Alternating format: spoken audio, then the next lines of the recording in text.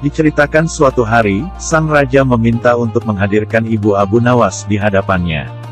Meski raja tahu, bahwa kalau ibunya Abu Nawas ini telah meninggal dunia.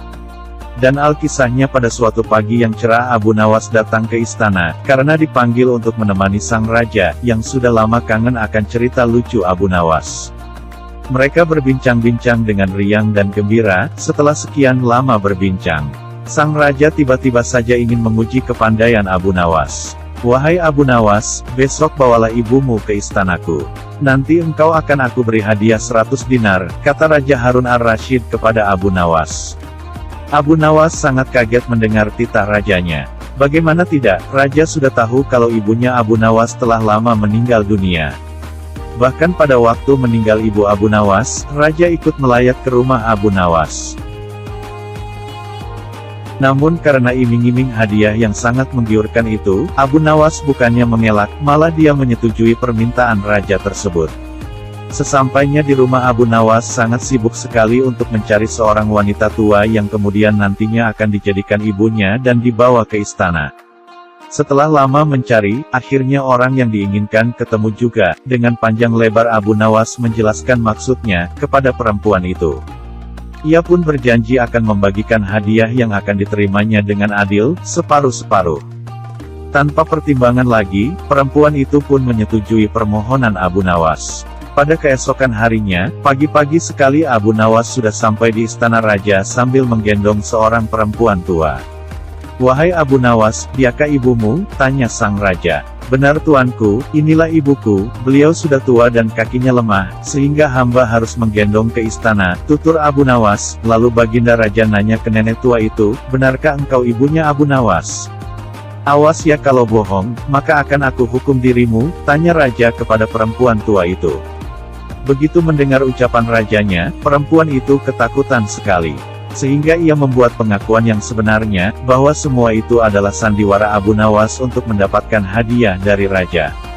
Raja Harun ar-Rasyid pun tertawa cekikikan, dan akan menghukum Abu Nawas 100 kali pukulan, sebagai hukumannya.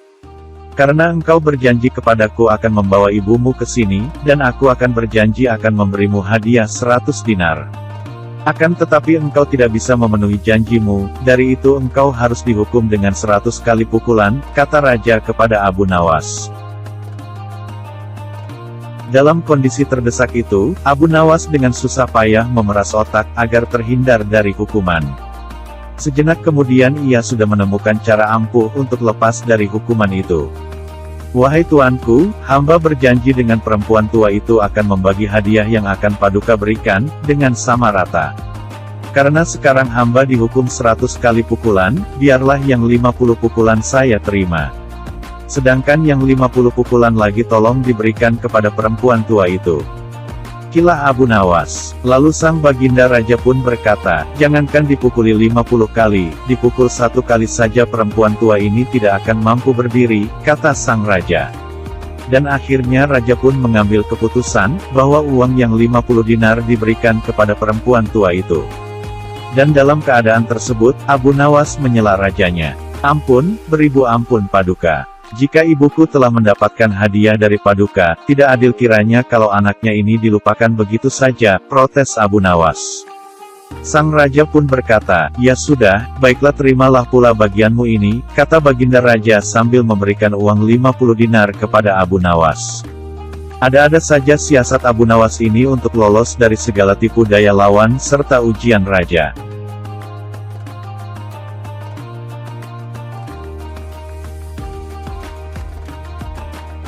Abu Nawas dianggap sebagai salah satu penyair terbesar, sastra Arab klasik.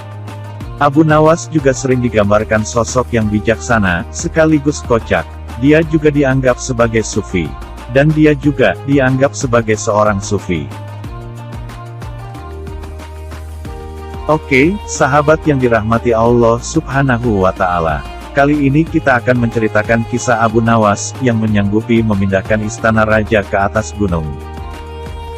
Baginda Raja baru saja membaca kitab tentang kehebatan Raja Sulaiman, yang mampu memerintahkan para jin untuk memindahkan singgasana Ratu Bilqis di dekat istananya.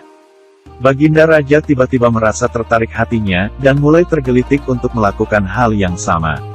Mendadak beliau ingin istananya dipindah ke atas gunung, agar bisa lebih leluasa menikmati pemandangan di sekitarnya. Dan bukankah hal itu tidak mustahil bisa dilakukan, karena ada Abu Nawas, yang amat cerdik di negerinya.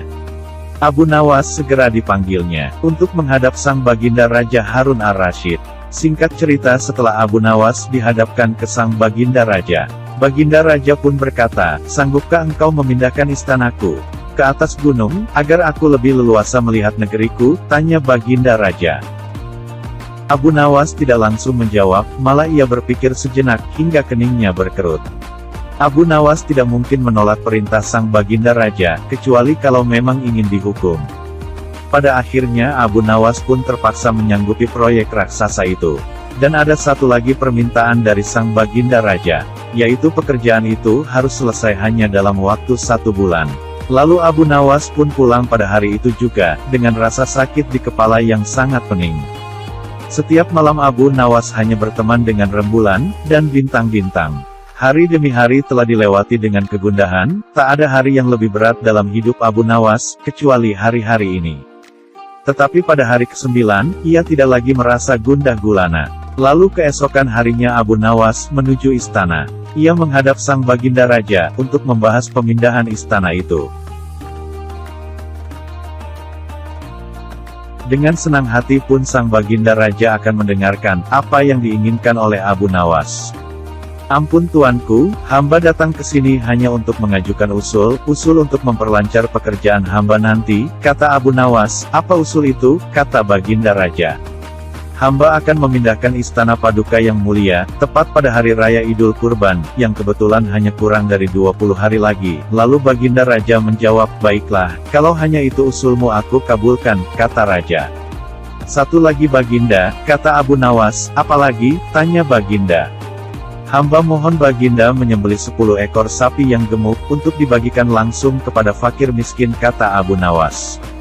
"Usulanmu kuterima," kata baginda menyetujui. Abu Nawas pun pulang dengan perasaan riang gembira. Kini tidak ada lagi yang perlu dikhawatirkan, nanti bila waktunya sudah tiba ia pasti akan dengan mudah memindahkan istana. Jangankan hanya memindahkan ke puncak gunung, ke dasar samudera pun Abu Nawas akan sanggup. Desas-desus pun mulai tersebar ke seluruh pelosok-pelosok negeri. Hampir semua orang berharap-harap cemas. Tetapi sebagian besar rakyat merasa yakin atas kemampuan Abu Nawas. Karena selama ini Abu Nawas belum pernah gagal melaksanakan tugas-tugas aneh yang dibebankan di atas pundaknya itu. Namun ada juga beberapa orang yang meragukan atas keberhasilan Abu Nawas kali ini. Singkat cerita, inilah saat-saatnya yang dinanti-nantikan pun tiba. Rakyat berbondong-bondong menuju lapangan untuk melaksanakan salat hari raya Idul Kurban. Dan seusai sholat subuh sapi pun disembelih, lalu dimasak, kemudian segera dibagikan kepada fakir miskin. Dan kini giliran Abu Nawas yang harus melaksanakan tugas berat itu. Abu Nawas berjalan menuju istana, yang diikuti oleh rakyat. Dan sesampai di depan istana, Abu Nawas bertanya kepada sang baginda Raja, "Ampun, tuanku yang mulia, apakah istana sudah tidak ada orangnya lagi?" "Tidak ada," jawab baginda Raja singkat. Kemudian Abu Nawas berjalan beberapa langkah mendekati istana. Abu Nawas berdiri sambil memandangi istana. Abu Nawas berdiri mematung, seolah-olah ada yang ditunggu. Abu Nawas pun berkata, "Benar baginda Raja." Akhirnya sang baginda Raja tidak sabar, lalu baginda bertanya lagi. "Abu Nawas, mengapa engkau belum juga mengangkat istanaku?" tanya baginda Raja. "Hamba sudah siap sejak tadi baginda," jawab Abu Nawas. "Apa maksudmu, engkau sudah siap sejak tadi? Kalau engkau sudah siap, lalu apa yang kau tunggu?" tanya baginda lagi, yang masih diliputi penasaran. "Hamba lagi menunggu istana Paduka yang mulia, diangkat oleh seluruh rakyat yang hadir, untuk diletakkan di atas benda hamba. Setelah itu, hamba tentu akan memindahkan istana Paduka yang mulia ke atas gunung." Sesuai dengan titah Paduka, baginda Raja Harun ar-Rasyid pun terpana. Beliau heran melongo. Beliau tidak menyangka, Abu Nawas masih bisa keluar dari lubang jarum. Memang Abu Nawas luar biasa, ada-ada saja siasat Abu Nawas ini, untuk lolos dari segala tipu daya lawan serta ujian raja.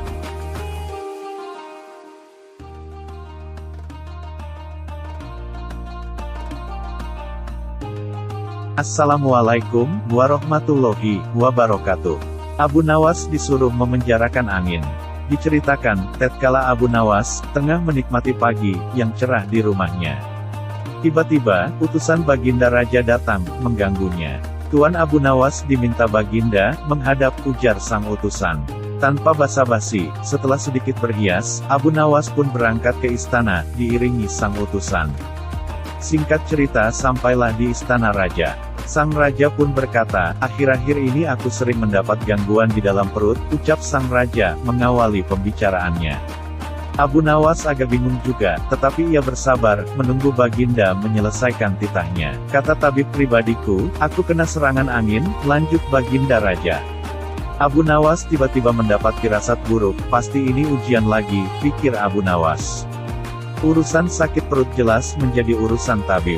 Abu Nawas merasa tak ahli soal penyakit. "Ampun tuanku, apa yang bisa hamba lakukan?" tanya Abu Nawas kepada sang raja. Lalu sang raja pun berkata, "Sederhana saja, aku hanya ingin engkau menangkap angin dan memenjarakannya."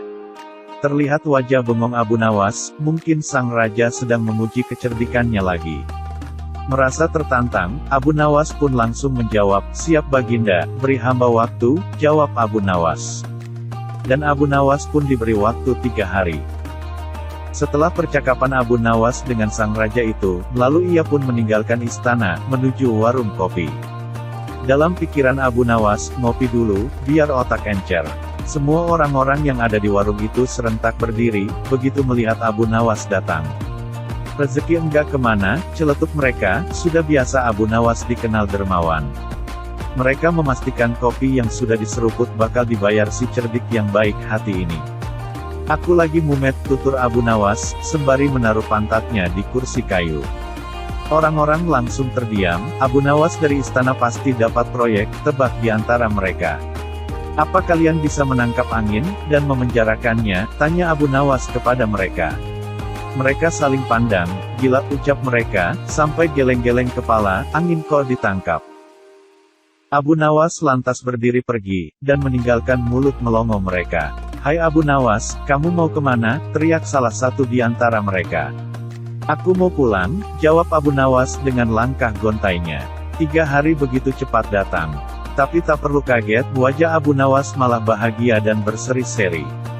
Berkali-kali ia mengelus-elus perutnya, lalu Abu Nawas pun menuju istana sang raja, dengan langkah ringan dan penuh kepercayaan diri.